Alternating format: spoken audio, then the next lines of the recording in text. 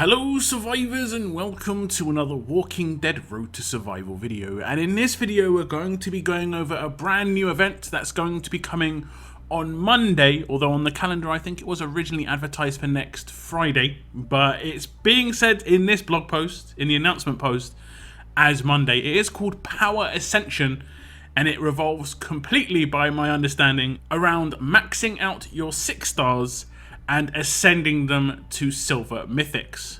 And we'll read through the information we have. It says, ascending 6-star fighters is a great way of obtaining more Silver Mythic fighters to power up your roster. And for those of you hitting the Ascension Tower each day, we have the perfect program for you. Power Ascension. Keep bulking up your 6 stars during our event, do the reps and start stacking beacons of light. Collect enough and you'll be able to trade them in for platinum mods in the grey market. Got it? Then start prepping if you're hoping for some gains. The event dates are as follows. It starts on Monday, April the 26th at 12 PM Pacific time, and it ends on Thursday, May the 6th at 12 PM Pacific time. So just under a 2-week long event. The grey market does end 24 hours on Friday, May the 7th at 12 PM Pacific time, and that is obviously just giving you a little bit of a buffer zone to claim your rewards. Now, there is an event overview breaking down what we have to do, and it says at the start of the event, 4 main mission events will become available. Each will be linked to a specific trait, alert, fast, strong, and tough, and will track your ascension and leveling efforts. Each main mission will task you with leveling up 6-star fighters, ascending them to Silver Mythics, and finally tiering up Mythic fighters. Depending on the trait of your fighters, you will slowly earn the appropriate milestones and receive beacons of light as a reward. Beacons of light can be traded directly in the grey market for a selection of platinum mods. Now, there is a lot of information regarding the actual missions that we have to do. There is the same mission, by the looks of it, for every single trait, so alert, fast, strong, and tough. So I'll break down the alert one in detail, and then you can just assume that it's exactly the same for the other traits, but I will just glaze over it. I'm not going to break every single one down if it's exactly the same. You will need alert fighters to progress in this mission event. Level any alert fighter to level 90 one time. That means tier 4, level 90. 4 beacons of light are given. Now, I'm under the assumption here that if you have a fighter just sitting there right now at 89 and you give 1 level to that character, then you're going to complete this mission. So if you have fighters that are already tier 4, heavily leveled up, then you're going to be in a good position. I've checked some of my traits, and some of them are good, some of them not so good, and we'll just check through the rest. You have to do this, I believe, 5 times, as you can see, up to 5 times with the leveling, and you get 4 beacons of light every single time you do it. Then there is the Ascension, and it says ascend any alert 6-star fighter to Silver Mythic fighter 1 time, 2 times, 3 times, 4 times, 5 times. Each of those have a scaling reward, so it goes 5, 8, 10, 12, and 15 beacons of light. Again, you could have fighters in position to already ascend and just instantly ascend them. You will need the fodder here. You need 2 fodder 6-star characters to ascend a 6-star character. Basically, I've done this in a video. If you want to check out my video, if you're not sure how the Ascension side of things works, you can go check that out. Now, there is some more missions, and it's ascend any alert Mythic fighter 1 time. So if you have any, alert characters that are Mythic characters, you can ascend them. This would include silver characters, so you could combine 2 silver characters into a tier 2, and that would count as an ascend. You don't get as many points for doing this, but it is the easiest one to do. If you do just max out a silver character at tier 4, because you're getting them ready for like a new character that you're coming by soon enough, then you're going to be getting lots of beacons of light. I will say right now that the 10 beacons of light you get for ascending 5 Mythic characters, any tier 1, 2, 3, 4, or 5 for golds, if you get them all, that's enough to get 1 platinum mod, because it is 10 for a random platinum mod.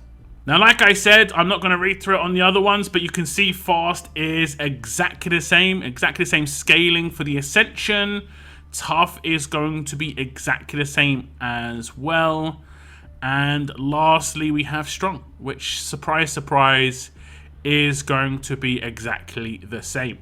Now, the grey market rewards are all platinum mods, of course, like it did say. Collect beacons of light and you'll be able to trade them in for platinum mods as a reward. These are the top rewards, and it is basically stacking mods, so attack on attack, HP on HP, defense on defense, crit on crit. These are obviously all good. A lot of characters, there are characters that specifically need these. For instance, I've got my eyes on that HP on HP one because I did just pick up a tier 5 governor. He needs HP a lot. I don't have a platinum HP on HP mod. Surprisingly, I have HP on every single other mod, not on HP set. So I definitely need to pick up that HP on HP mod. Now the other rewards are slightly cheaper. The Beacons of Light requirement is on the far right, so you can see 60, 50, 40, 40, 10, 3. Plat mod, resist stun, and it's a chance attack set or HP set, so you know it's either going to be one of those two sets. You're not going to get done with a crit set, for instance, if you don't want that. Platinum mod, chance at crit or defense, and then chance at attack or crit set. Obviously, that would have been amazing if it was attack or crit, and then attack or crit set. That would have been absolutely nuts, but I don't think that is that great just because you can get defense in there. Platinum mod, auxiliary set, reflect, but then it's a random set. Some people do like reflect. I personally think reflect should be balanced, but that's just my thoughts. Platinum mod, AP drain, random set. This is really good unless you get crit set. I mean, even then, some of the crit set characters could potentially use that. For instance, a Negan lead doesn't necessarily need crit multiplier as much as he potentially just needs, you know, a little bit of extra control. There's not many controlling offensive characters right now. And then you have the random platinum mod. Unknown set, unknown actual mod itself. It costs the least, it's only 10, and you can get up to 10 of those. And like I said, if you complete just the Mythic Ascension part of that, you can pick up that mod nice and easily. Then we have the random mod, and this potentially could go all the way down to bronze. It does only cost 3. It doesn't say what it's going to cover, whether it's going to be just, you know, plat and gold. If it does go all the way down to bronze, I would give it a big miss. If it goes even to silver, I'd give it a miss. If it's gold and platinum, and let's say it's like reasonable percentage at platinum, it would have to be like 25% plat, especially for the cost it's costing here. If it's 25% platinum and 75% gold, those might be worth picking up at the end with your leftovers. So this event seems reasonable. The only downside is it is quite short, so we'll only have a couple of level ups to actually get this done.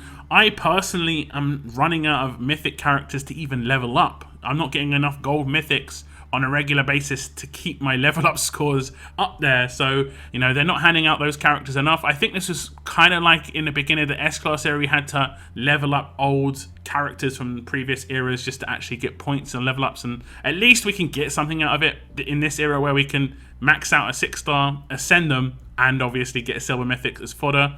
And this is just added bonus on top. You're going to be able to get some extra rewards with the plat mods, and you're going to be able to get yourself potentially up to, I believe, 20 are going to be rewarded, 5 of each trait, and obviously you're going to be rewarded for those mythic ascensions too. So if you are planning to do any sort of ascends over the weekend, I would hold off until Monday when this event starts, and then you can get a nice little boost in rewards because of it.